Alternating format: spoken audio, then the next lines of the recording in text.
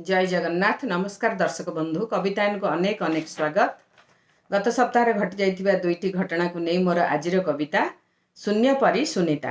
कविताटी को शेष पर्यंत शुणिले जानीपारे केउं दुईटी घटना विषय में मोर आजिर कविताटी एहीपरि।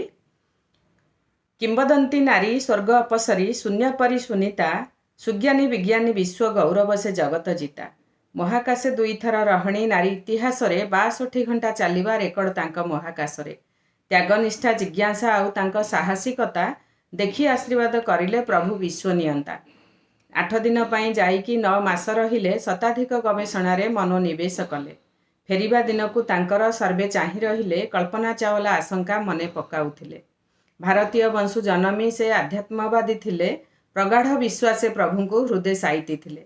श्रीमद् भगवत गीता तांक साथिरे थिला, दयामय हरि करुणा बारी नीति बहिला। विघ्न विनाशक गणेश पाखे पाखे रहिले, बुद्धि विद्या ज्ञान कौशल सबु बढ़ाई देले। आशार आलोक खोजिले शून्य महाकाशरे, निर्विघ्न दिने फेरिबे दृढ़ मनासे थिले। देव आशीर्वाद होइला गला स्पेसएक्स जान, 17 घंटार यात्रा सफल रहिला स्वाभिमान। त्राणकर्ता विश्व देवता आम जगतनाथ शून्यगंठी करी बानारे देले शुभ संकेत। महाबाहु तांक लंबिछि महाशून्यठू बेसी, बाहु छाया करी टाळंती सबु विपत्ति बसी। शून्य ब्रह्म अंतर्जामी से सर्वज्ञ पुरुष, स्वर्गरे मर्तरे सर्वविद्यमान से कलाईश। ज्ञान विज्ञानर उन्नति सबु प्रभुंक माया, वृक्षरे पत्रटी नहले बिना तांक सुदया। होम यज्ञ पूजा अर्चना देवभूमि रे कले, निरापदे जान पहुँचु सर्वे प्रार्थना कले।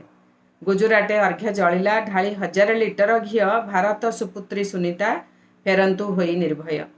पुण्य सायंकाले आसी सिंधु जले जान पड़िला, डल्फिनी स्वागत करिले आनंद ढेउ खेलिला।